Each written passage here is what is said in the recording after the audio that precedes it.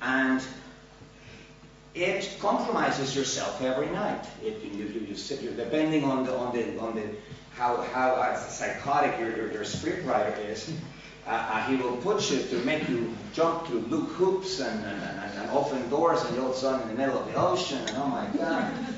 But Deleuze says, yes, it happens to us every night. Every night we dissolve a little bit because the restraints of habit, the restraints of routine, daily, non-linguistic practices are loosened.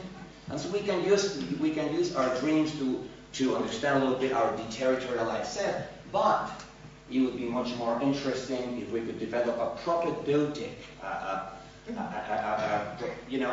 teaching method with which we could make it disappear at will, such as using those sensory isolation chambers, and then witnessing would crystallize again and put itself back together at the same time that the whole thing acquires order again.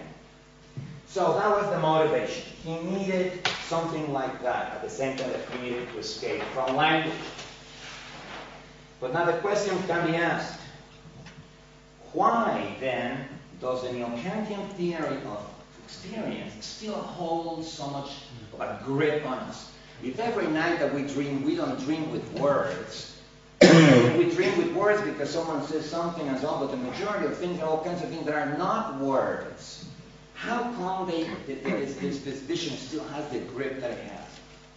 And I've come up with an interesting, one of the answers, and this is something that historians of the future one day are going to laugh at us.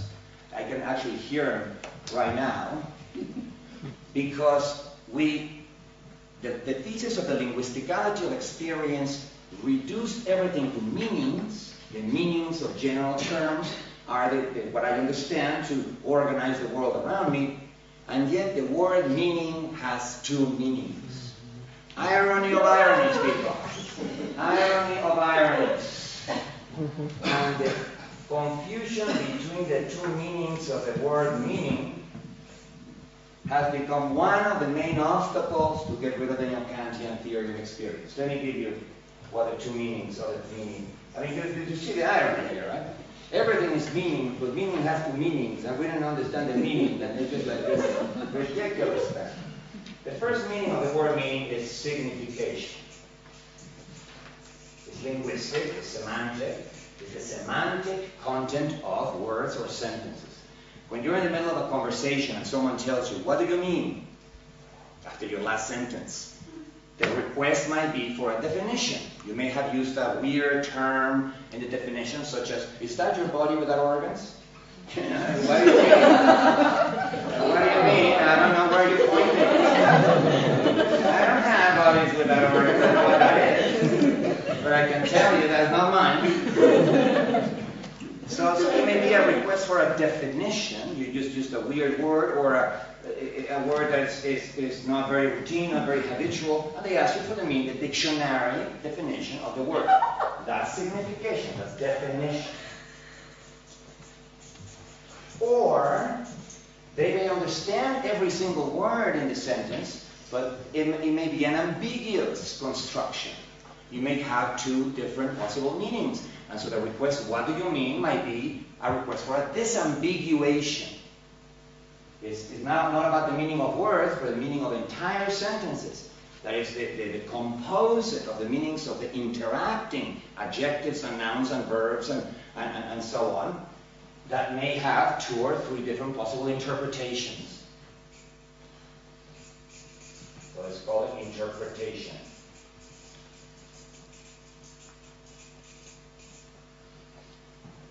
But in other occasions, when someone tells you, what do you mean?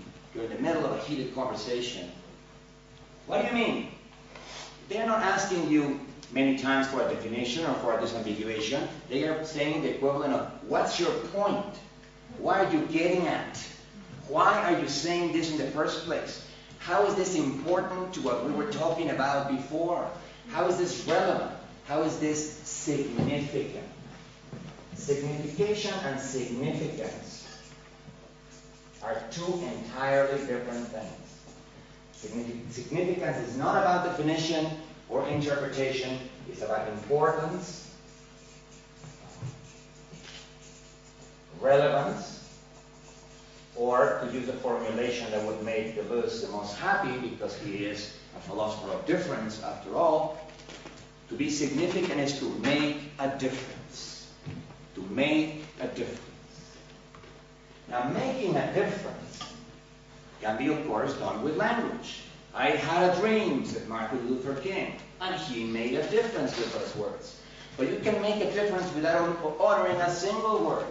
You might be the last soldier alive in your company, and you manage to shoot the last few guys from the enemy. Without uttering a single word, you made a difference. You rescued your family. You rescued your buddies. You fixed the machine. And what made a difference is that this piece was supposed to be here and it was not there. But you may not even have to say that. You understand it. That this was the important piece. This was the relevant piece. Importance, relevance, significance, making a difference are not about interpretation, are not about hermeneutics, are about explanation. About giving an account of something. So the confusion of these two meanings of the word meaning has large implications. For one thing, when you do not see the difference and you think that it is a single word, then of course the linguisticality of experience makes perfect sense because, well, yeah, we attach semantic content to things, and that is why certain things are irrelevant to me and certain things are relevant. That's why I behave in a certain ways and not in certain other ways. That's why I believe that a particular environment offers me opportunities to just walk around, offers me opportunities to hide, offers me risks of falling. You make sense of your surroundings by attaching definitions and interpretations. But that is only happens when you confuse this.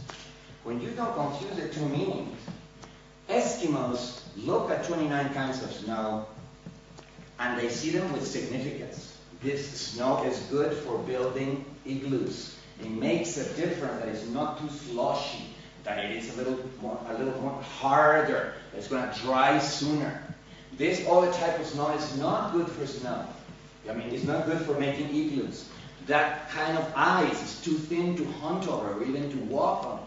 Things have significance in the sense that they are important or not important, and they make or do not make a difference to your life. Think of it again in another example. When people say, typically crying, complaining, depressed, I don't feel my life has any meaning. I don't feel like I'm living a meaningful life. The guide is not saying, please give me a definition of myself, or please disambiguate me. No, he's saying, I don't feel I make a difference. I don't feel like anything I do is relevant to anything. I don't think that anything I do can be important for the rest of the humankind. I feel in a vacuum, I feel meaningless because I feel unimportant, I feel insignificant. It's extremely crucial to distinguish those two meanings of the word meaning. The word, of course, those who believe in the linguisticality of experience like to fuse them together. Take, for example, the case of Clifford Geertz. He is a hero in American cultural anthropology. He was a genius. He wrote the book Interpreting Cultures. He's dead now, unfortunately. I spent a year with Cliff at the Institute for Advanced Studies in Princeton, which is this kind of country club for scientists. That's like so fancy that I couldn't even get anything done all year. But I sat with Cliff every day at lunchtime to discuss the work of Max Weber, one of my heroes. Max Weber developed a method, which in English is translated the method of understanding, and you of course know what the word in German for that is, but if you want to write it here, because the moment I hear German, I go like, and Clifford Geertz said, well, what Weber is talking about with his method of making sense of things, of giving social explanations of things, is about signification.